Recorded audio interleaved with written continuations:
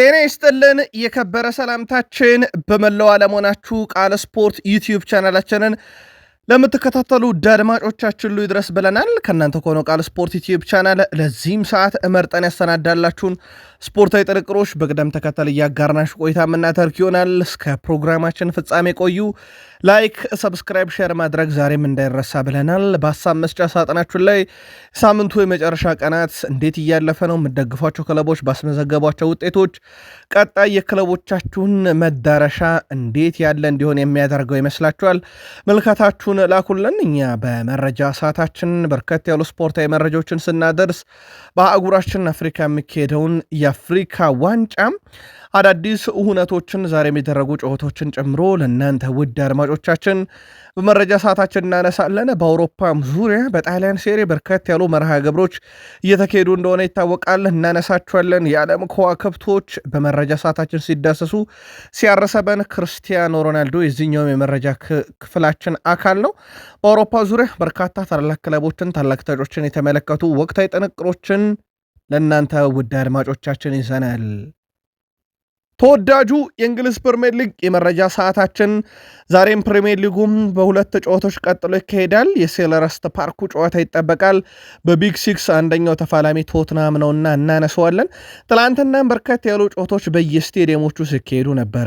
ውጤቶቹን ተከትሎ አንዳንድ የተመዘገቡ ሁነቶችን እናነሳለን። የጋርዲዮላው ቡድን ማንቸስተር ሲቲ ትላንት ለሁለተኛ ጊዜ በውድድር ዓመቱ ለሰዓታትም ቢሆን የፕሪሚየር ሊግ መሪነትን ከመሪው አርሰናል የነጠቀበት እንደ ራያን ሼርኪ ያለ ድንቅ ተጫዋች በሲቲ አሁንም ያለበት ቀጣይ ተጋጣሚያቸው ሰንደርላንድ ነው። ስለ ሰንደርላንድ እና ስለ ሲቲም በዛው አያይዘን እናነሳለን መረጃንና ሲቲዝኖች አብራችሁን ቆዩ። ቼልሲ ልክ እንደ ሲቲ፣ ልክ እንደ አርሰናል፣ ልክ እንደ ዩናይትድ በቪላ መረታት አልቀረለትም። ሁሉም የሆኑትን ትላንትና ስታንፎርድ ብሪጅ ላይ ቼልሲ ሆኗል። ግን ብዙ የሚያስወራው የቼልሲ ሽንፈት በላይ የአስቶን ቪላ ተከታታይ 11ኛ ድል 1914 ወደ ኋላ እንድንመለስ ያደረገ ነው። አሁን የፕሪሚየር ሊጉም በርካታ ተከታታይ ድል ባለቤት አስቶን ቪላ እንደሆነ ቁጥሮች ያመለክታሉ። ቡድኖች ስለ ቪላ ይጨነቃሉ እያለ ይገኛል። በነገራችን ላይ ኦሌ ዋትኪንስ ኡናይ ኤምሬ ቡድን ለዋንጫ የሚፎካከር መስሏል። አሁን ምንም ጥርጥር የለውም። የሚያስቆጨው ነገር በቀጣይ ጨዋታ የቡድኑ ወሳኝ ተጫዋቾች በቅጣት የአርሰናሉ ጨዋታ ላይ አይገኙም። ቼልሲ ተከታታይ ሽንፈቶች፣ ተከታታይ ነጥብ መጣሎች እያጋጠሙት ይገኛሉ። የቡድኑ ወሳኝና ቁልፍ ተጫዋቾችን ወቅታዊ ሁኔታ ስናነሳ ጨዋታውን በቅጣት ያልመሩት ማሬስካ የሚሉት ነገር አለ። በቼልሲ በኩል ተጨማሪ መረጃዎችን ይዘናል። አብራችሁን ቆዩ። ሊቨርፑል ተከታታይ ድል ላይ ነው። በእርግጥ ትላንትና የገጠሙት የፕሪሚየር ሊጉን ደካማውን ቡድን ወልቭስ ነው። ፍሎሪያን ቪርዝ ወደ ግብ አስቆጣሪነት የመጣበት ሊቨርፑል ተከታታይ ጨዋታ ከሽንፈት ራሱን ነፃ ያደረገበት፣ በቡድን ዜና ደግሞ እንዳልኳችሁ ፍሎሪያን ቪርዝ እነ ጀሬሚ ፍሪፖንግ እነ ሁጎ ኤኬቴኬ አሁንም በሊቨርፑል በጣም ወሳኝ የሆኑበት ነበረና በርካታ ነጥቦችን ልናነሳበት የወደድን ጨዋታ ነው። ሊቨርፑልያን ተቆዩናላችሁ። አርሰናል ለሰዓታት የተነጠቀውን መሪነት በሰዓታት ውስጥ ሲመልስ ከብራይተን በተወሰነ መንገድ ቢሆን ፈተና ነበረው። ግን በጨዋታው ላይ ብዙ ነገር ሊያስብለን የሚችለው የዳቪድ ራያ አንድን ኳስ ያዳነበት ቅጽበት እጅግ በጣም አነጋጋሪ ነበረ።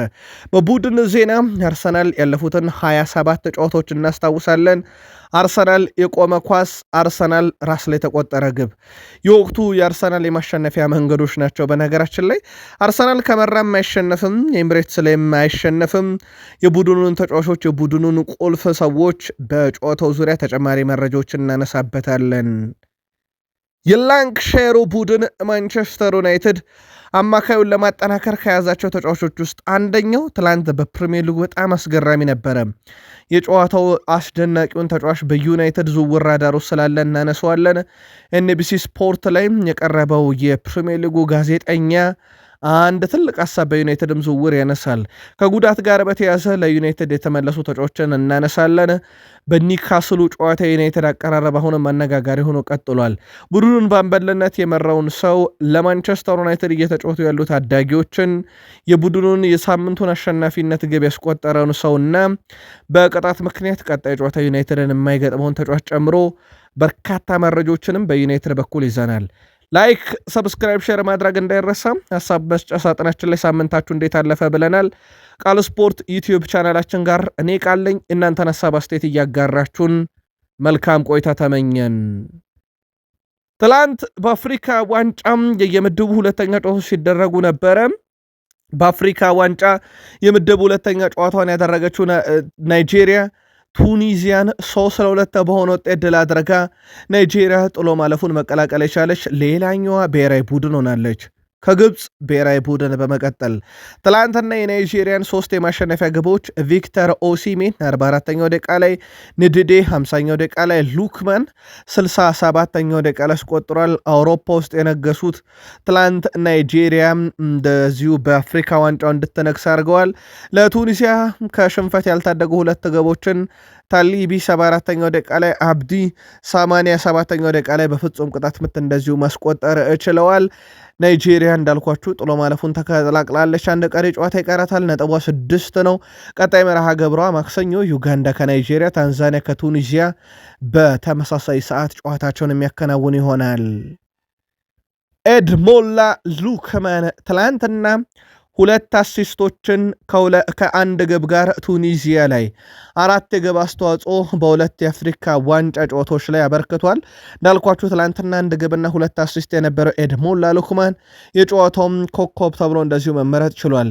ቪክተር ኦሲሜን 23ኛ ጨዋታውን በዚህ ሲዝን ያደረገ 18 ግብ 1 አሲስት አለው። ሌላ በጣም አስደናቂ የሚባለ ቁጥር ነው በሱም በኩል የተመለከት ነው።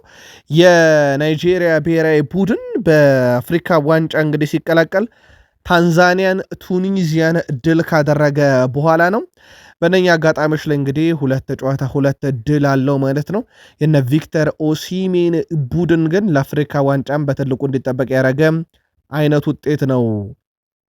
ከዚሁ ምድብ ላይ በአፍሪካ ዋንጫም የምድብ ሁለተኛ ጨዋታቸውን ያደረጉት ዩጋንዳና ታንዛኒያ 1-1 በሆናቸው ውጤት ነው ጨዋታቸውን ማጠናቀቅ የቻሉት። ውድ ቤተሰቦቻችን የዩጋንዳን ግብ ኢክፔዙ ሲያስቆጠር ሙሶቫ በፍጹም ቅጣት ምት ታንዛኒያን ያቻ ያደርጓታል። ሁለቱ የምስራቅ አፍሪካ ተወካዮች 1 ነጥብ ሰብስበው በምድቡ ደረጃ ሰንጠረዥ ከወደታች ነው የሚገኙት። ወደ ቤተሰቦቻችን በምድቡ የመጨረሻ ጨዋታቸው እንዳልኳቸው ታንዛኒያ ከቱኒዚያ እንደዚሁም ዩጋንዳም ከናይጄሪያ ጨዋታቸውን የሚያደርጉ ነው የሚሆነው። ያው ናይጄሪያ ስላለፈች አሁን ቱኒዚያ አቻ መውጣት ያሳልፋታል።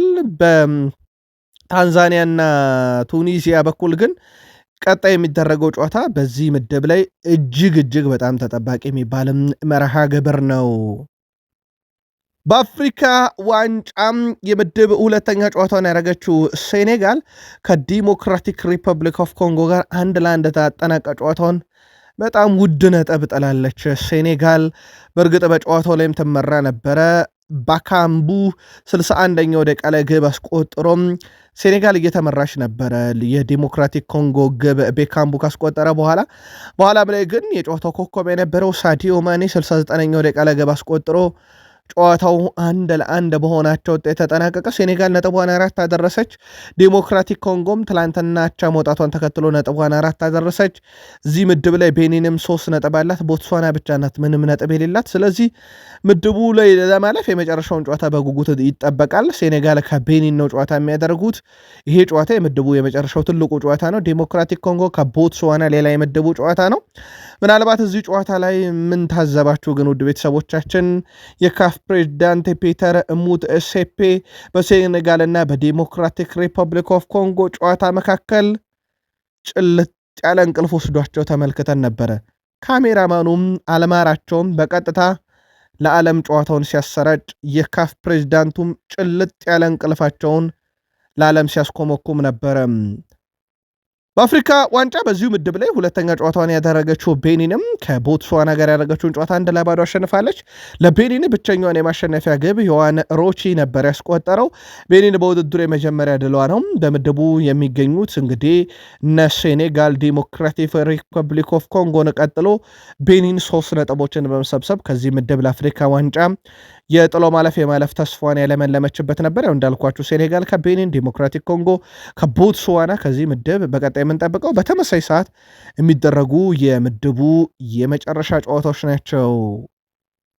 የአፍሪካ ዋንጫ ዛሬም ይቀጥላል። ከ9 ሰዓት ከ30 ጀምሮ ይካሄዳሉ። ጋቦን ከሞዛምቢክ፣ ምሽት 12 ሰዓት ላይ ኢኳቶሪያል ጊኒ ከሱዳን፣ አልጄሪያ ከቡርኪና ፋሶ ምሽት 2 ሰዓት ከ30፣ ኮት ዲቫር ከካሜሮን። የዛሬ የአፍሪካ ዋንጫ ትልቁ የአጠቃላይም በአፍሪካ ዋንጫ የምናየው ምናልባት ሌላ በጣም ትልቅ ጨዋታዎች ሊጠቀስ የሚችለው ጨዋታ ነው። ምሽት 5 ሰዓት ይጀምራል ይህ ጨዋታ።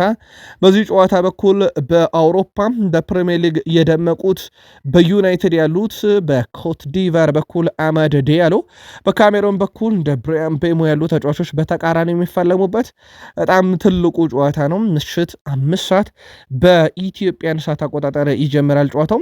እነኚህ ጨዋታዎች ከተደረጉ በኋላ የየምድቡ ሁለተኛ ጨዋታዎች ይጠናቀቃሉ ማለት። ስለዚህ የየምድቡ ሶስተኛ ጨዋታዎችን ደግሞ ከአንድ ቀን የረፍት በኋላ ከማክሰኞና ሰኞ ምንኮመኮማቸው ይሆናል።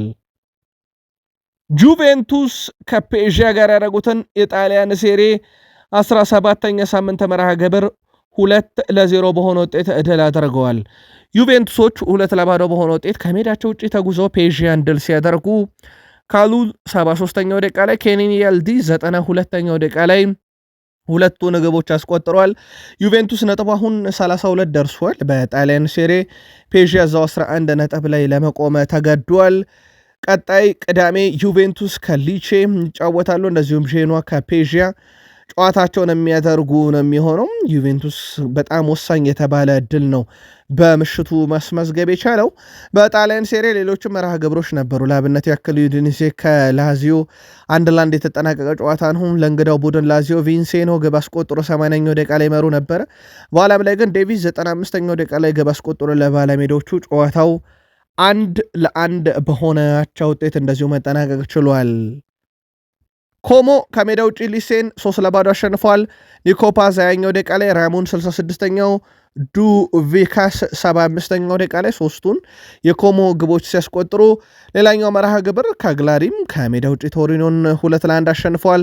ለካግላሪ ግቦቹን ፓሬቲ 45ኛው ደቂቃ ላይ፣ ክሉስኪ 66ኛው ደቂቃ ላይ ሲያስቆጥሩ፣ ለቶሪኖ ከሽንፈት ያልታደገች ግብ 28ኛው ደቂቃ ላይ ቭላሲች ነበር ያስቆጠረው።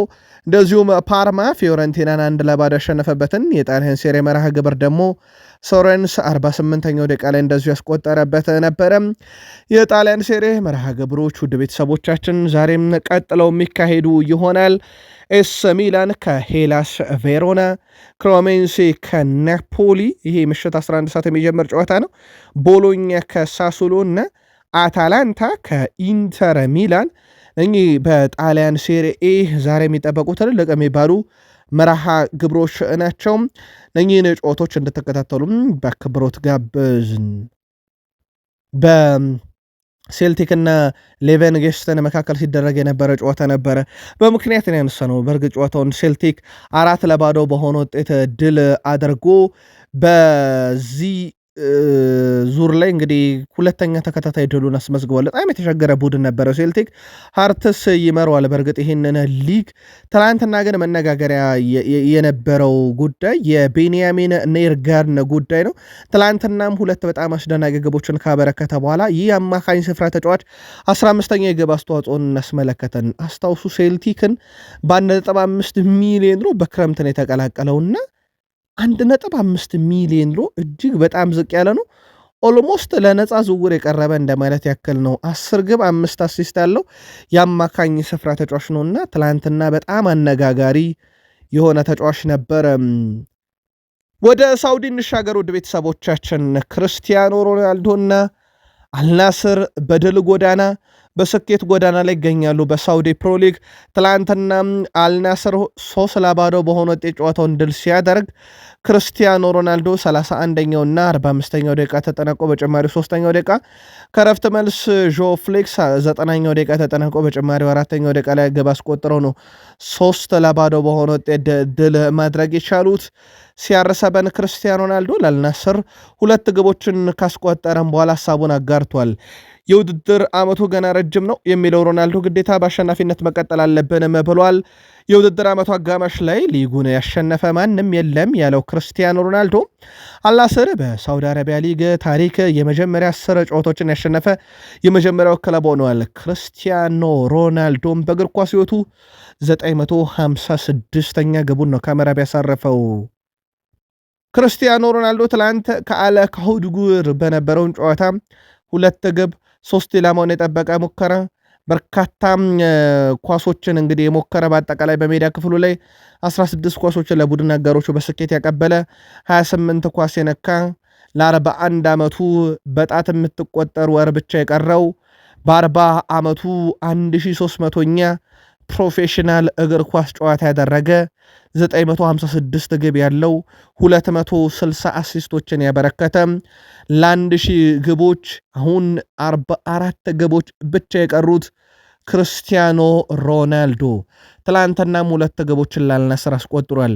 በቀጣይ እንግዲህ አልናስርን ሻምፒዮን ማድረግ አገሩ ፖርቱጋልን በዓለም ዋንጫም ሻምፒዮን ማድረግ ከክርስቲያኖ ሮናልዶ እግር ኳስ የመጨረሻ ዘመናት ፊት ያሉ ምናልባትም በስኬት ደረጃ ሊጻፉ የሚችሉ ትልልቅ ስኬቶቹ ናቸው።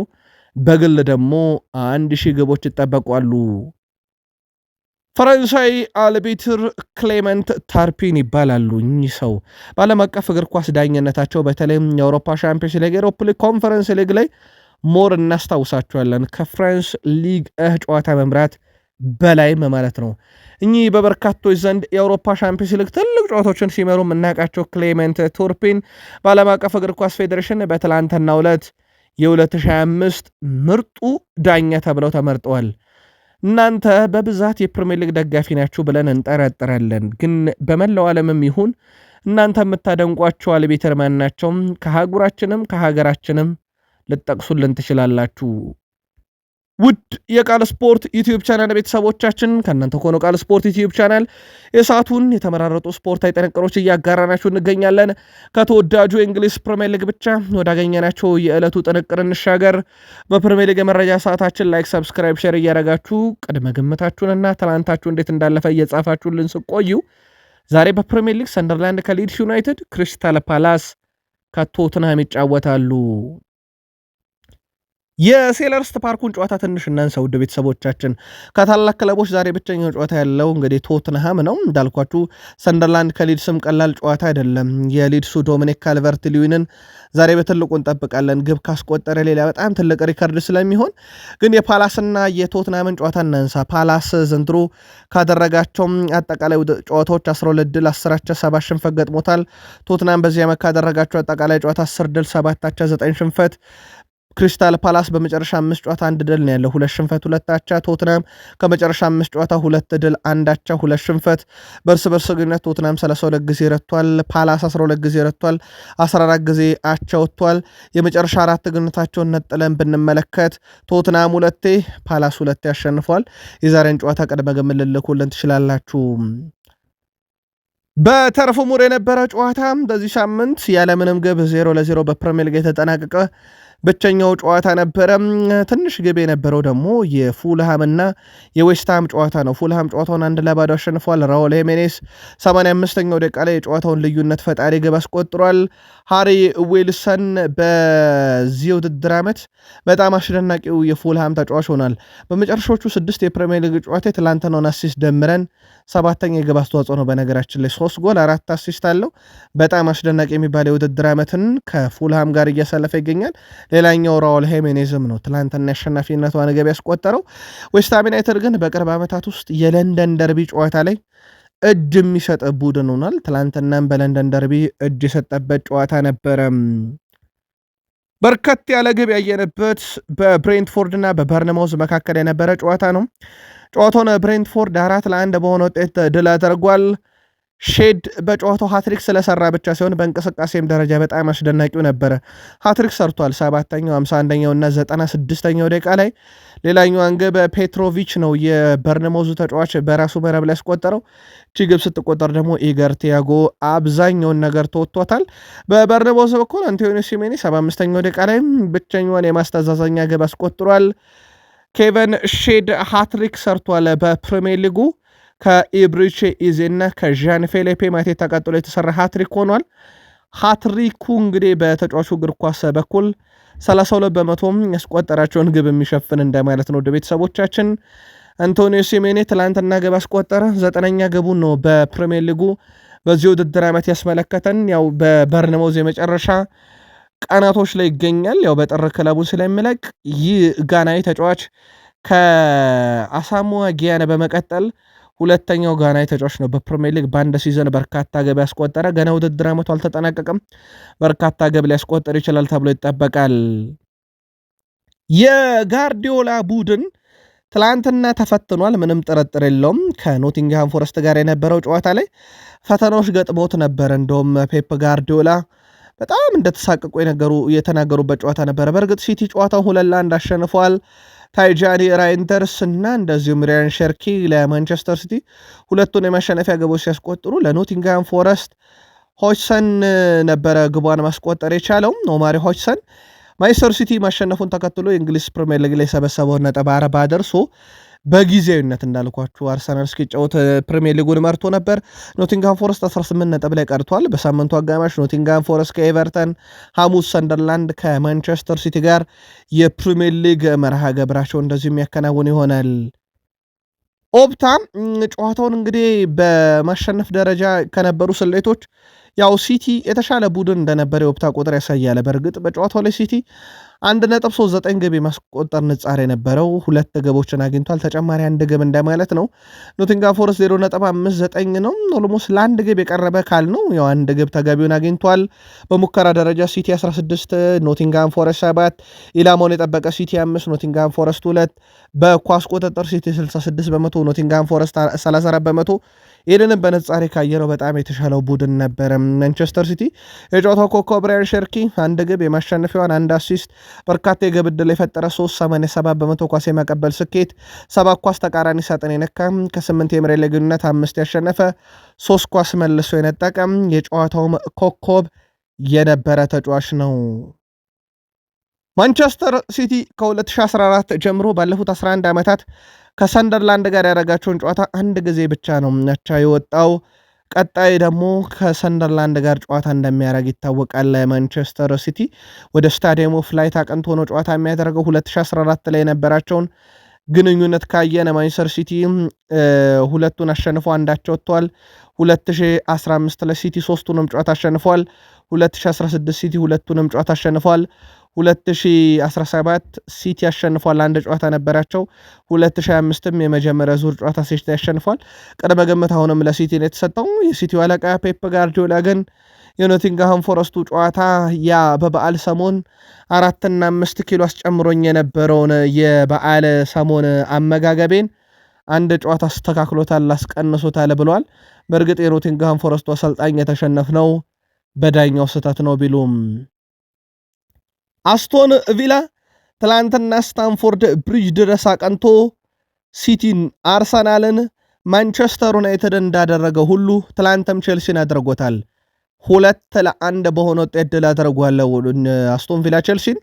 ጨዋታው ላይ ለቼልሲ ዦ ፔድሮ 37ኛው ደቂቃ ላይ ግብ አስቆጥሮ ይመሩ ነበረ። ረፍትን በዛው ነበር የተጠናቀቀው። ከረፍት መልስ ግን ተቀይሮ የገባው ኦሌ ዋትኪንስ 63ኛውና 84ኛው ደቂቃ ላይ ያስቆጠራቸው ግቦች አስቶን ቪላን በድል ጎዳና እንዲቀጥል አድርጎታል። ቼልሲ በውድድር ዓመቱ 5ኛ የፕሪሚየር ሊግ ሽንፈቱ ነው። አስቶን ቪላ በሁሉም ውድድር 11ኛ ተከታታይ ድሉ ሲሆን በአሰልጣኝ ኡናይ ኤምሬ የሚመራው አስቶን ቪላ 8ኛ ተከታታይ የፕሪሚየር ሊግ ድሉም ነው። ነጥቡ 39 ደርሶ ለአርሰናልም ለሲቲም በዋንጫው እኛም አለንበት ብለዋል አስቶን ቪላዎች። ቼልሲ ካሸነፉ አስቶን ቪላ በ10 ነጥብ አንሶ 29 ነጥብ ላይ ቀርቷል። ቀጣይ በሳምንቱ አጋማሽ ቪላ ወደ ኤምሬትስ አቀንቶ አርሰናልን፣ ማክሰኞ በስታንፎርድ ብሪጅ ቼልሲ ደግሞ በርነሞዝን የሚያስተናግድ ይሆናል። አስቶን ቪላ 1914 ከ111 ዓመት በፊት እንዳደረገው ሁሉ አሁንም አድርጓል። ያኔም በሁሉም መድረክ 11 ጨዋታም ያለመሸነፍ የማሸነፍ ጉዞ ነበረው። አሁን ቼልሲ ካሸነፈ በኋላ ያንን የ1914ቱን የ111 ዓመት በፊት የነበረውን ታሪኩን ተጋርቷል። ማካቢ ቴልአቪቭን 2-0 በማሸነፍ ነበር የጀመረው። ከዛ በርንማውዝን 4-0፣ ሊድስን 2-1፣ ያንግ ቦይስን 2-1፣ ወልቭስን 1-0፣ ብራይተንን 4-3፣ አርሰናልን 2-1፣ ባዜልን 2-1፣ ዌስትሃምን 3-2፣ ማንቸስተር ዩናይትድን 2-1፣ ትላንት ደግሞ ቼልሲን 2-1 ረቷል። የኡናይ ኤምሬው ቡድን አስቶን ቪላ እንዳልኳችሁ በፕሪሚየር ሊጉ ረጅሙ የማሸነፍ ጉዞ አሁን ያለው በእጃቸው ነው። ሲቲ ይከተላቸዋል በ6፣ አርሰናል በ3፣ ፉልሃም 3፣ ሊቨርፑል 3፣ ብሬንትፎርድ 2፣ ሊድስ 1 ጨዋታ በተከታታይ አሸንፈዋል እንደማለት ነው። ውድ ቤተሰቦቻችን አስቶን ቪላ 8 ተከታታይ ጨዋታን ያሸነፈው 59ኛው ደቂቃ ላይ ኦሌ ዋትኪንስ ተቀይሮ የገባበት ደቂቃ ነው። ያ ደቂቃ ደግሞ ቼልሲ 1-0 ይመራ ነበረ። በኋላም ላይ ግን 4 ደቂቃዎች በኋላ ነገሮችን መቀየር የጀመረው ኦሌ ዋትኪንስ የመጀመሪያውን ግብ አስቆጠረ። 84ኛው ደቂቃ ላይ አሸናፊ ያደረገውን ግብ አስቆጠረ። ቡድኖች አሁን ስለኛ እየተጨነቁ ነው ብሏል ኦሌ ዋትኪንስ። የአስቶን ቪላው የፊት መስመር ተጫዋች ኦሌ ዋትኪንስ ቡድናቸውም ተጋጣሚያቸውን ማስጨነቅ መጀመሩን ተናግሯል። በምሽቱ መርሃ ግብር የጨዋታው ኮከብ ተብሎ የተመረጠው ዋትኪንስ ቡድኖች አሁን ስለኛ መጨነቅ እንደሚጀምሩ ይሰማኛል ብሏል። አክሎም ቀጣይ ተጋጣሚያችን ወይኔ ቀጣይ አስቶን ቪላን ነው የምንገጥመው ብሎ እያሰበ ነው ብሏል። ያ ቡድን አርሰናል ነው። በነገራችን ላይ ውድ ቤተሰቦቻችን በኤምሬትስ ኦሌ ዋትኪንስ አያይዞም አሰልጣኝ ኡናይ ኤምሬን የታክቲክ ሊቅ ሲለው ተደምጧል። ኡናይ ኤምሬ አስቶን ቪላ ወደ ዋንጫ ፉክክር ውስጥ ገብቶ አለበት ወይ ሲባሉ በእርግጥ እንደዛ አላስብም፣ ግን በጥሩ ሁኔታ ላይ እየተወዳደረ እንደሆነ ይሰማኛል። ማንቸስተር ሲቲ እና አርሰናል ዋናው የፕሪሚየር ሊጉ ድንቅ ቡድን ናቸው። በእነኚህ ቡድኖችም እኔ በጣም እደነቃለሁ ብሏል። እሳቸው ቡድን ከመሪው አርሰናል በ3 ነጥብ ከተከታዩ ሲቲ በ1 ነጥብ ብቻ አንሰው ከነሱ በታች ካለው ሊቨርፑል ደግሞ በ7 ነጥብ ልቀው 3ኛ ደረጃ ላይ ናቸው። ለሲቲም ለአርሰናልም በጣም ቅርብ ናቸው። የልብ ምታቸውን ማዳመጥ በሚችሉበት ደረጃ ቦታ ላይ የተቀመጡት አስቶን ቪላዎች ምንም ጥያቄ የለውም። አሁን በሂሳባዊ ስሌት በግልጽ በሚታይ ሁኔታ የፕሪሚየር ሊግ ተፎካካሪ ቡድን ናቸው መባል ማጋነን አይሆንም። ለአስቶን ቪላ ጨዋታውን ከኦፕታ ቁጥራዊ መረጃዎችን እንዋስና እንንገራችሁ። በጨዋታው ላይ ቼልሲ በጣም አሳዛኝ ተሸናፊ ለመሆኑ ማሳያው 2.14 ግብ የሚሆን ኳስን ሞክሯል። 1 ግብ ነው ያገኘው። 1 በጣም ትልቅ ኳስ አባክነዋል ማለት ነው። አስቶን ቪላ ግን እንደዛ አይደለም። ከ1.05 ተጨማሪ ግብ አግኝቶ 2 አስቆጥሮ ነው 2-1 ያሸነፈው። ቼልሲ 14 ሞከረም፣ አስቶን ቪላ 11። ከዚህ ውስጥ ግን ልዩነቱ የቪላ 8ቱ ኢላማውን የጠበቀ ነው። የቼልሲ 3ቱ ብቻ ነው ኢላማውን የጠበቀ። ቼልሲ 63% ኳስ ተቆጣጥሯል። አስቶን ቪላ ይሄን ጨዋታ ድል ለማድረግ 37% ብቻ ኳስ መቆጣጠር በቂያቸው ነበረ። ያም እንግዲህ ቼልሲን በዚህ ውድድር ዓመት ካለፉት 8 የመጨረሻ ጨዋታ 2 ድል 3 አቻ 3 ሽንፈት እንዲያስመዘግቡ ያደረገ ጨዋታ ነበረ የምሽቱ ውጤት። ለቪላ በጣም ያስቆጫል የምሽቱ ጨዋታ ሲጠናቀቅ። ግን ወደ ቤተሰቦቻችን 1 በድሉ ተደስተዋል፣ 2 ግን እንደ ማቲካሽና እንደ ካማራ ያለ ተጫዋች ቀጣይ ኤምሬትስ ድረስ ይዘዋቸው አይሄዱም። እነኚህ 2 ተጫዋቾች ኤምሬትስ ላይ ልክ እንደ ቪላ ደጋፊዎች ተመልካች ብቻ ናቸው። አስቶን ቪላ ከቼልሲ ባደረጉት የፕሪሚየር ሊግ መርሃ ግብር ማቲካሽ የማስጠንቀቂያ ካርድ ተመለከተ። ይህንም ተከትሎ የአስቶን ቪላው ተጫዋች ማቲካሽ በቅጣት ምክንያት 1 ጨዋታ ሲቀጣ የፊታችን ማክሰኞ ከሊጉ መሪ የሚያደርጉት ጨዋታ ያመልጣቸዋል። አስቶን ቪላ ከቼልሲ ባደረጉት በመርሃ ግብር ላይ ሌላኛው የማስጠንቀቂያ ካርድ ያየው ካማራ ልክ እንደ ማቲካሽ ሁሉ የአርሰናል ጨዋታ የፊታችን ማክሰኞ ያመልጠዋል። ይህም ተጫዋች በጣም ወሳኝ ነው። በተለይ ማቲካሽ ደግሞ ከጥቂት ቀናት በፊት በዳቪድ ራያ እግሮች መካከል በጣም አስደናቂ ግብ አስቆጥሮ ከዛ በዋንዲያ 90ኛው ደቂቃ ላይ 95ኛው ደቂቃ ላይ ግብ አስቆጥሮ ቪላ ፓርክ ላይ ሌላ ትልቅ ድባብ የፈጠረ ምሽት እንዲያሳልፉ ያደረገ ነበር። ግን ሁለቱ ተጫዋቾች ኤሚሬትስ ላይ እንግዳ ብቻ ነው የሚሆኑት። በብሩኖ ፈርናንዴዝ በዚህ ዓመት 6 የቆሙ ኳሶች አሲስት ተደርጓል። ቀጣዩ ሶሪስ ጀምስ ነው 4 አለው። ትላንትና ግን ብስጭት ብሏል ከጨዋታው በኋላ። ጨዋታውን እኛ ተቆጣጥረን ነበር። 60-65 ደቂቃ አካባቢ ጨዋታው ሁሉ በእኛ እጅ ነበረ። ከዛ በኋላ ግን ነገሮች እንዴት እንደሆኑ አናውቅም። በምንም እድል ያልፈጠረ ቡድን 60 ደቂቃ ውስጥ 2-0 አሸንፎናል። ጨዋታው ከቁጥጥራችን የወጣው ከዛ በኋላ ነበር። ምን እንደተፈጠረ ግራ ይላል ብሏል። በጨዋታው ላይ ሄንዞ ማሬስካ ፎፋናን ተጠባባቂ አድርገውት ነበረ። ምን ነው ሲባሉ በየ72 ሰዓቱ ጨዋታ አለን፣ ስለዚህ ጨዋታዎችን መቆጣጠር መጀመር አለብን። ያም የሚሆነው ደግሞ ተጫዋቾቻችንን ስንጠብቅ ነው። ዌስሊ ፎፋናን ከተጠባባቂ ያስጀመር ነው በየ72 ሰዓቱ እየተጫወተን ስለሆነ ነው ብለዋል። ግን ትላንትና እጅ እንዲሰጡ አስገድዷቸዋል። ቸልሲ በስታንፎርድ ብሪጅ 9 ጨዋታ በዚህ ዓመት 4 ድል 2 አቻ 3 ሽንፈት 13 ጎል አስቆጥሮ 9 ተቆጥሮበታል። ይሄ በጣም አሳሳቢ የሚባል ነው። ሌላ በጣም አሳሳቢው ነገር ለቼልሲ 11 ነጥቦችን ጨዋታ እየመራ ጥሏል። በስተመጨረሻም ይሄ ሌላ በጣም ከባዱ ነው። ውድ ቤተሰቦቻችን በነገራችን ላይ ከሜዳ ውጪ ከጣላቸው ነጥቦች በ4 ይልቃል። ይሄ እየመራ ነጥብ የጣለው ኤንዞ ማሬስካም በ4 ጨዋታ በፕሪሚየር ሊግ 1-0 እየመሩ ነው ጨዋታዎችን የተሸነፉት። ይህኛው ቁጥር ነው በጣም አሳሳቢ የሚያደርገው። ቼልሲ በሜዳውና በደጋፊው ፊት በርካታ ጨዋታዎችን ሲሸነፍ አምናም ከተሸነፈው ሁሉ ዘንድሮ የላቀ እንደሚሆን ሁኔታዎች ያሳያሉ። ቼልሲዎች በነገራችን ላይ በፕሪሚየር ሊግ 2025-26 የውድድር ዓመት ላይ ከማዕዘን ምት 10 ግቦችን አስቆጥረዋል። ከአርሰናል ቀጥሎ በርካታውም ግብ ነው። ግን ትላንትና ቡድን ከሽንፈት አልታደገላቸውም። የቼልሲ ደጋፊዎች ግን በጉዳዩ ላይ መልካታችሁን አጋሩን። ማን ነው ኃላፊነት መውሰድ ያለበት በቡድኑ ወጥ ያለውን አቋም ምክንያት? ትላንት ሊቨርፑል በአንፊልድ ላይ የቀድሞ ተጫዋቻቸውን ከወልቭስ ጋር ዲኤጎ ጆታን በጋራ ካሰበው በኋላ ድሉ ግን የሊቨርፑል ብቻ ነው። ሊቨርፑል ትላንትና ወልቭስን አንፊልድ ላይ 2-1 በሆነ ውጤት ድል አድርጓል። ሪያን ግራቨንበርክ 41ኛው ደቂቃ ላይ ፍሎሪያን ቬርዝ እቺ ግብ ተቆጥራ ወልቭስ ወስደው መሃል ሜዳ ሲጀምሩት ተመልሳ መጣችና ፍሎሪያን ቬርዝ አስቆጠረ 42ኛው ደቂቃ ላይ። በፕሪሚየር ሊግ ከ17 ተከታታይ ጨዋታ ጎል አልባ ጉዞ በኋላ ትላንትና ፍሎሪያን ቬርዝ ግብ ያስቆጠረበት ጨዋታ ነበረ። ከረፍት መልስ የተወሰነ ጭላንጭል ነገር ነበረ በወልቭስ በኩል። ነው 51ኛው ደቂቃ ላይ ግብ አስቆጥሮ ወደ ጨዋታ የሚመልሳቸው ይመስል ነበረ። ግን ጨዋታው በዚሁ ተጠናቀቀ። ሊቨርፑል 2-1 በሆነ ውጤት ድል አደረገ። ሊቨርፑል ባለፉት 4 ተከታታይ ጨዋታ 4ቱንም ድል አድርጓል። በነገራችን ላይ ኢንተርን 1-0፣ ብራይተን 2-0፣ ቶትናምን 2-1፣ ትላንተረኛው ወልቭስ ነው 2-1 በሆነ ውጤት ድል አድርጓል።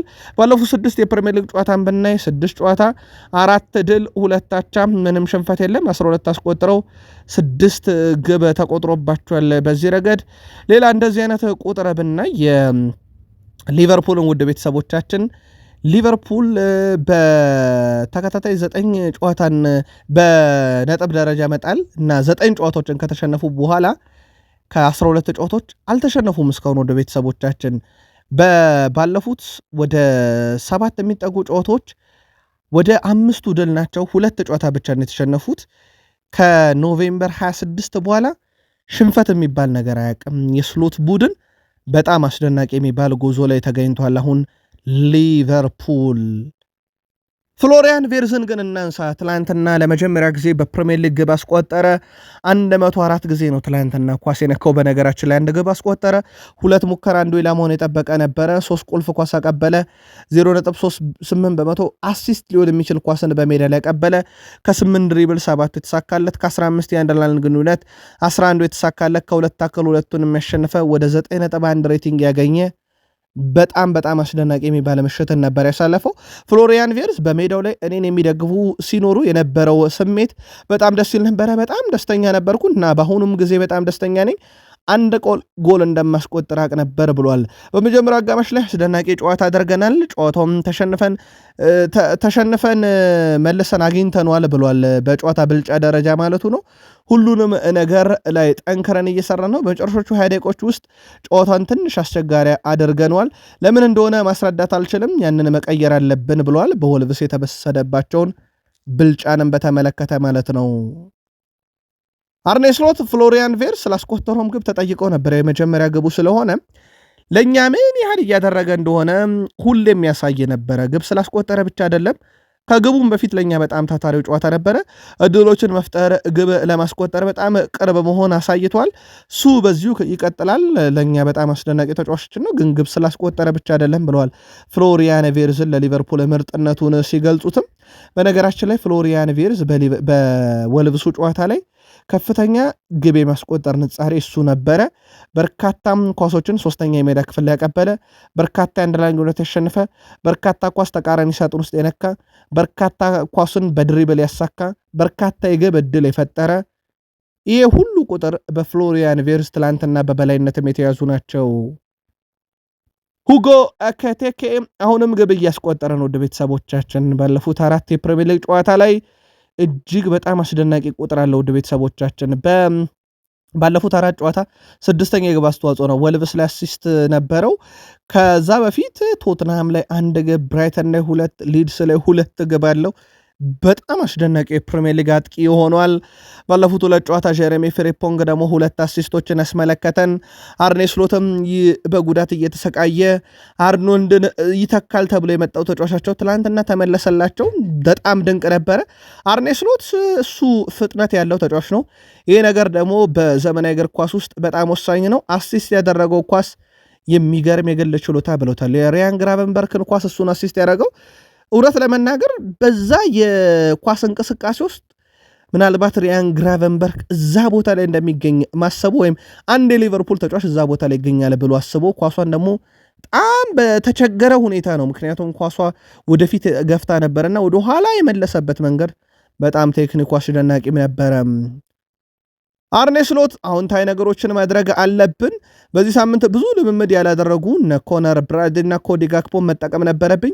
አሁንም ማሸነፋችን አዎንታዊ ነገር ነው ብሏል። አርኔ ስሎት ስለ ዲዬጎ ጆታና 2 ልጆችም አንስቷል። ብዙ ልብ የሚነካ ነው። ደጋፊዎች ለእያንዳንዱ ጨዋታ ለቤተሰቡ ከፍተኛ አክብሮት አሳይቷል። ከሌሎች ክለቦች ደጋፊዎችም ጭምር ተመሳይ ነገር አይተናል። ለእኛ ለባለቤቱና ለልጆቹ ይሄ ጥሩ ጊዜ ነበረ ብለዋል። ትላንትና በጋራ ነው ያሰቡት ወልቭስና ሊቨርፑል። በእግር ኳስ ውስጥ ሲመዘገቡ የነበሩ እድሎች ሁልጊዜም አስደሳች ናቸው ያሉት በዛው አያይዘው በዚህ ውድድር ዘመን ብዙ ጊዜ ውጤቶችን ሳናስመዘግብ ነበር። የሁሉም ደጋፊዎች ፍላጎት ይህ ነበር፣ ተከታታይ ድል ማምጣት። ተከታታይ ድሎቹ በጣም ደስተኛ ነኝ ብለዋል። በፕሪሚየር ሊጉ የአማካይ ስፍራ ተጫዋች በአማካይ በ90 ደቂቃ ውስጥ የተሳኩ ኳሶችን በብዛት ለአጥቂዎች በማቀበል ካርተስ ጆንሰን የሚስተካከል የለም። በአማካይ ወደ 20 ኳሶችን ያደርሳል። ኒኮላስ ጎንዛሌዝ የሲቲ 2ኛ፣ ማርቲን ኦዴጋርድ የአርሰናል 3ኛ፣ ከኖቲንጋም ፎረስት ኤሊዮት አንደርሰን 4ኛ፣ ብሩኖ ፈርናንዴስ ከማንቸስተር ዩናይትድ 5ኛው ሰው ሆኗል። የካርተስ ጆንሰን ግን ፍጹም የተለየ ነው። ምናልባት እዚህ ጨዋታ ላይ አንድ መረጃን ጨምር። ወልቭስ 2 ነጥብ ነው ያለው። 18 የፕሪሚየር ሊግ ጨዋታ ተጫውቷል። 123 ዓመት ወደኋላ ከተንደረደርን ነው ይሄንን አይነት አስከፊ ጉዞ በፕሪሚየር ሊግ የምናገኘው። ስኩዋካ ነው ይሄ ሁሉ ዓመት ወደኋላ ተመልሶ ከ18 ጨዋታ በኋላ 2 እና ከዛ በታች ነጥብ በፕሪሚየር ሊግ የተሰበሰበው ብሏል። ወልቭስ ይህን ታሪክ ነው ትላንትና የደገሙት። በጣም አስከፊ ጉዞ ላይ ናቸው። ቀጣይ ጨዋታቸው ከማንቸስተር ዩናይትድ ነው። እጅም እግርም ምንም የሌለው ቡድን ነው በፕሪሚየር ሊጉ። በነገራችን ላይ ወልቭስ አሁን በፕሪሚየር ሊጉ በየትኛውም የስኳድ ደረጃ ቢገጠም የሚሸነፈው ቡድን ወልቭስ ነው ማለት ይቻላል። በሊቨርፑል ደጋፊዎች በኩል ግን የቡድኑ አሁን ቶፕ 4 መመለስና ወቅታዊ ሁኔታን ተመልክቶ እንዴት አገኛችሁት? ቡድናችሁ መልከታችሁን ላኩልን። አርሰናል ትላንት በሰዓታት ውስጥም ቢሆን መሪነቱን አስመልሷል። ኤምሬትስ ላይ ብራይተን ኤንድ ሆቭ አልቢዮንን 2-1 በሆነ ውጤት ድል አድርጓል። ለአርሰናል ኦዴጋርድ በጣም አስደናቂ የሚባል ግን ምናልባት ለመጨረሻ ጊዜ ለአርሰናል ያስቆጠራትን አይነት የምትመስል ግብ 14ኛው ደቂቃ ላይ አስቆጥሮ መሪ ያደረጋቸው ከዴክላን ራይስ የመጣችውን የማዕዘን ምት የብራይተን ሩተር ራሱ ላይ አስቆጥሮ አርሰናል 2-0 መራ። በኋላም ላይ ጎሜዝ 64ኛው ደቂቃ ላይ ብራይተንን ወደ ጨዋታ ልትመልስ የምትችል ግብ አስቆጠረ። ነገር ግን አልሆነም። ጨዋታው በዚሁ መጠናቀቁን ተከትሎ አርሰናል በፕሪሚየር ሊጉ በ18ኛ ሳምንትም መሪነቱን እንደዚሁ አጠናክሮ የቀጠለበት ነበረ። በጨዋታው ምናልባት ልትነሳ የምትችል አንድ ቅጽበት ዳቪድ ራያ ዳናት ኳስ ናት። የመድፈኞቹ አምበል ማርቲን ኦዴጋርድ የቡድናቸው ግብ ጠባቂ ዳቪድ ራያ አስደናቂ ግብ ጠባቂ ብሎታል። በእርግጥና አለን ሺረርም እንዴት ያለ ግብ ጠባቂ ነው ብለው አወድሶታል። በእርግጥ በርካቶች ትላንትና በእርግጥ የእሱን ኳስ የማዳን ቅጽበት ሲያወድሱለት ነበረ። ብራይተን ግብ ካስቆጠሩ በኋላ ወደ ጨዋታ ተመልሰው ነበረ ያለው ኦዴጋርድ፣ ነገር ግን እኛ በደንብ ተቆጣጥረናል፣ ጨዋታውን ማሸነፍ ይገባናል ብለዋል። ዴቪድ ራያ ስላዳነው የግብ ሙከራ የጠየቀው ተጫዋቹ እነሱ ወደ ጎል የሞከሩት ብቸኛው ትልቅ ሙከራ ብሎታል። አክሎም ዳቪድ ራያ እንደምታውቁት አስደናቂ ነው፣ ትልቅ አድናቆት ይገባዋል። ያዳነው ኳስ ለቡድኑ በጣም ወሳኝና ትልቅ ኳስ ነበር ብሏል። ምናልባት በጨዋታው ላይ እንዳልኳችሁም በርካታ ኳሶች ድነው ሊሆን ይችላል። ቺኛዋ ኳስ ግን የዳቪድ ራያን አቅም በብዙ የፈተነች በብዙም የሱን አቅም ያሳየች ኳስ ነበረች። መልከታችሁን ግን አርሰናልንም በዚች ኳስ ዙሪያ ልታጋሩን ትችላላችሁ። አርሰናል በዚህ ሲዝን በሁሉም ውድድር መድረኮች 27 ጨዋታዎችን ማድረግ ችሏል። 21ዱ ድል ናቸው፣ 4 አቻ፣ 2 ሽንፈት ብቻ ነው የገጠመው። በፕሪሚየር ሊግ በ42 ነጥብ ይመራል። በሻምፒዮንስ ሊግ በ18 ነጥብ ይመራል። ካራባኦ ካፕ ግማሽ ፍጻሜ ከቼልሲ ጋር ይጫወታል። 16 ክሊንሺት 55 ግብ አስቆጥሮ 13 ግብ ብቻ የተቆጠረበት የፕሪሚየር ሊግ ክለብ ነው። እንዳትረሱ በዚህ ውድድር ዘመን አርሰናል ቀድሞ ግብ ካስቆጠረም አይሸነፍም። ግን ትላንትና ለየት ያለ ነገር በተከታታይ ጨዋታ አስመልክቶናል። አርሰናል ያለፉት 6 ጨዋታ ሳም ጆንስ፣ የርሰን ሞስኬራ፣ ቪክተር ዮከሬሽ በፔናልቲ ያስቆጠረል አርሰናል። ከዛ ይቀጥላል ኦንጎል ማክሲን ላክሮስ አስቆጠረላቸው በካራባኦ ካፕ ካስታወሳችሁ። ከዛ ማርቲን ኦዴጋርድ ትላንትና ከክፍት ጨዋታ ብቸኛ በአርሰናል ያለፉት 6 ጎሎች የተገኘች ናት። ሩተር ሌላ ግብ አስቆጠረ። ስለዚህ አርሰናል ባለፉት 6 ግብ በአርሰናል ተጫዋች የተቆጠረው 2 ግብ ነው። ሁለተኛ በአርሰናል ተጫዋች ከክፍት ጨዋታ የተቆጠረው 1 ግብ ነው። አንዱ በፍጹም ቅጣት ምት ቪክተር ዮከሬሽ ስለያስቆጠረ አርሰናል በሆነ ሰሞን የቆመ ኳስ የሚያስቆጠር በፕሪሚየር ሊጉ የቆመ ኳስ ብቻ የሚያስቆጠር ተብሎ ይታች ነበር። አሁን ደግሞ በራስ ላይ የተቆጠረም ግብ የሚያሸንፍ ቡድን ሆኗል። ምናልባት በቁጥር ከገለጽነው ጨዋታን ወደ ቤተሰቦቻችን አርሰናል 2-1 አሸነፈ። አርሰናል 24 ሙከራ ሞክሯል። ብራይተን 8 ብቻ ነው። ኢላማውን የጠበቀ አርሰናል 6 ብራይተን 3። በተቃራኒ ሳጥን ውስጥ ኳስ መንካት አርሰናል 55 ብራይተን 19። ኳስ ቅብብል አርሰናል 375 ብራይተን 319። የኳስ ቁጥጥር ስኬት በአጠቃላይ አርሰናል 53.4 በመቶ ብራይተን 46.6 በመቶ። የማዕዘን ምት አርሰናል 7 ብራይተን 2። በኳስ ጨዋታው ወቅት ላይ ጥፋቶችን በመስራት ብራይተን 13 አርሰናል 7። ይህ በጨዋታው ላይ የተመዘገቡ ቁጥራዊ መረጃዎች ናቸው። በዚህ ውድድር ዓመት በኤምሬትስ በሁሉም ውድድር አርሰናል 12 ጨዋታ 11ዱን አሸንፎ አንዳቸው ወጥቷል። ስለዚህ ኤምሬትስ የአርሰናል ምሽግ ነው ማለት ይቻላል። ምክንያቱም እዚህ ብሔራ ላይ መጥቶ በዚህ ዓመት ድል ያደረገው የለም። በኤምሬትስ ላይ አቻ ብቻ ነው የወጣው። ቀጣይ ጨዋታ አርሰናል ከቪላ ጋር እዚሁ ሜዳ ላይ ይጫወታል።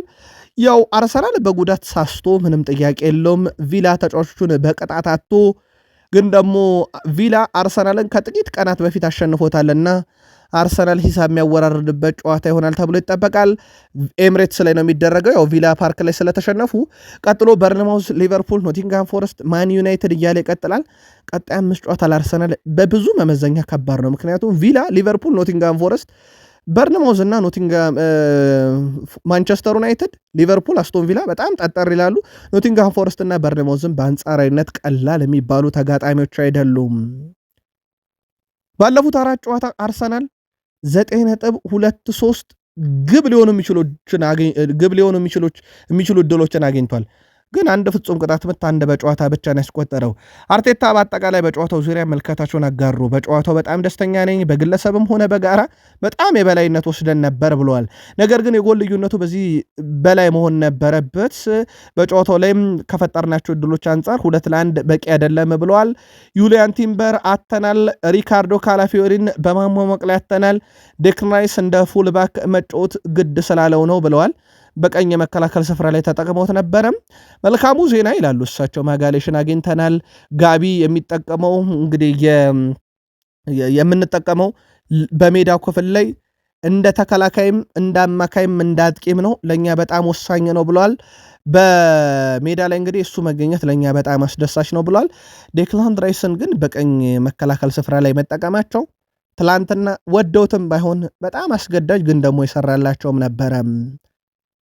ቡካዮ ሳካ አሲስት አረገ ከራምሴ በመብለጥ አሁን በፕሪሚየር ሊግ ታሪክ የአርሰናል 5ኛው ከፍተኛ አሲስት አድራጊ ነው። 47 አለው። ከኦዚል በ7 ብቻ ያንሳል። ፔሮሄን ካፔ ትላንትና 56 ኳስ ያቀበለ ብዙ ኳስ ነው። በነገራችን ላይ ብዙ ታክል የወረደ 92 በመቶ ኳስ የማቀበል ስኬት፣ 6 የመከላከል አስተዋጽኦ፣ ከ6 የመሬት ላይ ግንኙነት 4 ያሸነፈ፣ ከ2 ረጃጅም ኳሶች አንዱን ያቀበለ፣ በአየር ላይም ሆነ በመሬት ላይ ትላንት የበላይነቱን አርሰናል ሲወስድ የዚህም ተጫዋች ሚና ትልቅ ነበረ። ማርቲን ኦዴጋርድ በትላንትናው ጨዋታ 5 የግብ ዕድሎችን በአንድ ጨዋታ ፈጥሯል። ይሄ ለሱ በዚህ ሲዝን በጣም ትልቁ የሚባል ነው። ጋብርኤል ሱስ ደግሞ ስለ ፕሪሚየር ሊግ ዋንጫም አሁንም አለንበት፣ በዋንጫው ጉዞ ላይ በጣም ትልቁ ድርሻ የኛ ነው እያለ ይገኛል። ያው በእርግጥ በ2 ነጥብ ይመሩታል። ያለፉት 3 የውድድር ዘመናት ካሳየነው በላይ ዘንድሮ ይጠበቅብናል ብለዋል። አርሰናል ዘንድሮ የውድድር ዓመት ለዋንጫ በሚያደርገው ጉዞ ላይ በትልቁ እንዲጠበቅ ሲያደርግ አሁን ወደ ቡድኑ የሚመለሰው ካይ ሃቨርትዝ በትልቁ የሚጠበቅበት አንድ ምክንያት ያለ ፔናልቲ ሳያስቆጠር በፕሪሚየር ሊጉ ለአርሰናል በመጀመሪያዎቹ 1000 ደቂቃ ብዙ ግብ ያስቆጠረላቸው እሱ ነው። በነገራችን ላይ 14 ቴሪ ዳንኤል ሄንሪ 10 ጋብርኤል ሱስ 9 ሚኬል ሜሪኖ 9 ዴኒስ ቤርካፕ 8 አዴባዮር 8 ላካዜቲ 7 ኦባሜያንግ 7 ዌልቤክ 6 ዥሩ 6 ሻማካ 5 ዮኬሬሽ 5 አላቸው። ስለዚህ የዚህ ተጫዋች መመለስ በትልቁ ያስፈልጋል። እንዳልኳችሁ ቀጣይ ጨዋታ ደግሞ ምናልባት በአስቶን ቪላ ጨዋታ ላይ የመገኘት እድሉ በጣም አጠራጣሪ ነው። የሃቨርትዝ ግን እናጠረዋለን። ምናልባት የበርንሞዝ ጨዋታ ላይ ግን ይጠበቃል። ቀጣይ እንዳልኳቸው 5 ጨዋታ በተወሰነ መንገድ ቢሆን ጠጠር ስለሚል አርሰናል ፕሪሚየር ሊጉን በ42 ይመራል። ሲቲ በ40 ይከተላል። አስቶን ቪላም በ39 ሶስተኛው ቡድን ነው። ማንቸስተር ዩናይትድ ወደ ቡድናቸው ያመጡታል ተብሎ በዝርዝራቸው ውስጥ የያዙት ኤሊዮት አንደርሰን ምንም እንኳን ትላንትና ቡድኑ በሲቲ ግራውንድ በሲቲ ቢሸነፍም ወደ 7.8 ሬቲንግ አግኝቷል። በጨዋታው ላይ በነገራችን ላይ ከፍተኛ እሱ ነው። ግብ ያስቆጠረው ሃይሰን በ7.4 ይከተለዋል። ኤሊዮት አንደርሰን ትላንትና 10 ኳሶችን ቀምቷል ሜዳ ላይ። በዩናይትድ ዝርዝር ውስጥ ያለው ተጫዋች ከ4 ታክል 4 ያሳካም፣ ከ15 ፍልሚያዎች 11ዱን ያሸነፈ፣ ከ8 ረጃጅም ኳስ 7ቱን በትክክል ያቀበለ፣ ከ4 ታክሎቹም 2ቱ ከ4 ድሪብሎቹ 2ቱ የተሳኩለት፣ 3 ኳሶችን ከግብ ክልል ያራቀ ነው። በነገራችን ላይ ይሄ በጣም ትልቅ የሚባል ቁጥር ነው በሜዳ ላይ ተመለከት ነውና ይሄ በዩናይትድ ዝርዝር ውስጥ ያለው ኤሊዮት አንደርሰን በጥሪያው እንደማይሆን ይታወቃል። ግን ትላንት የነበረውን ወቅታዊ ፐርፎርማንስ ብቻ እናደርሳችሁ ብለን ነው። በክረምት ዩናይትድን ከ100 ሚሊዮን ፓውንድ በላይ ያስወጣል። ዩናይትድ 2 አማካይ ያስፈርም ይፈልጋል። ከዝርዝር ውስጥ እንዳለ ይታወቃል። እንዴት ያገኛችሁት ግን ምናልባት የሲቲና የኖቲንግሃም ፎረስትን ጨዋታ ያያችሁ ዩናይትድ መልከታችሁ ልታርሱን ትችላላችሁ። ማንቸስተር ዩናይትድ በጥር የአማካኝ የማምጣትን ጉዳይ ምናልባት ለዩናይትድያን ጉዳዩን ለማጥራት ያከለ ብቻ ነው። በተደጋጋሚ መረጃዎች እየወጡ ነው። ዩናይትድ ይህን ገሌ የተባለ ተጫዋች ይፈልጋል፣ ይህን ይፈልጋል የሚል። በእርግጥ ጄምስ ጋርነር ከኤቨርተን ስሙ ተያይዟል። ሩበን ኔቬሽ ከሌላ ስሙ የተያዘ ተጫዋች ነው። እነኚህ 2 ተጫዋቾች በነገራችን ላይ የዩናይትድ የረጅም ጊዜ እቅድ ናቸው አይደሉም የሚለው በጣም አጠያያቂ ነው የሚሆነው። ግን ዩናይትድ በጥር የዝውውር መስኮት በውሰት ካመጣቸው ብቻ እድሉን ይሞክራል። በአመቱ መጨረሻ ሲመልሳቸው እነኝህን ተጫዋቾች እንደ አልኳችሁ ኤሊዮት አንደርሰን ያለ የኖቲንግሃም ፎረስቱ፣ እንደ አዳም ዋርተን ክሪስታል ፓላስ፣ እንደ ካርሎስ ባሌባ ብራይተን ኤንድ ሆቭ አልቢዮን፣ አንጀሎ ስቴለር ከስቱትጋርት አሉ። በርካታ አማራጮች ስላሉት ያንን ይጠቀማል። ይህን መረጃ ይዞት የወጣው ደግሞ ዴቪድ ኦርኔስቴ ነው። ቡድኑ በጉዳት ሳስቷል፣ ምንም ጥያቄ የለውም። በተለይ ልምድ ያለው ተከላካይ ሃሪ ማጓየር የለም፣ ማቲያስ ዴላይት የለም። በወጣቶቹን ሃይደን ኤቬን፣ ሌን የሮ እየተጠቀመ ነው። በእርግጥ ሌሳንድሮ ማርቲኔስ ተመልሶላቸዋል። አሁን የሃሪ ማጓየር መመለሻ ቀን እየተቃረበ ነው ተብሏል። ሃሪ ማጓየር ከጉዳት አገግሞ ወደ ሜዳ ለመመለስ ተቃርቧል። ተጫዋቹ በሳር ላይ ልምምድ ማድረግ እንደጀመረም ተገልጿል። ከጉዳት ማገገሙ እንግዲህ በቀጣይ ወደ ቡድኑ እንዲመጣ የሚያደርገው ከሆነ ለማንቸስተር ዩናይትድ ልምድ ያለው ተከላካይን ወደ ቡድኑ ይጨምራል። ምናልባት በወጣቶቹ የጀመረውን ጨዋታ ዩናይትድ ውጤት ላስጠብቅ ቢልና ልምድ ያለው ተከላካይ ቢፈልግ እንደ ሃሪ ማጓየር ያለ ተጫዋች ያስፈልጋል።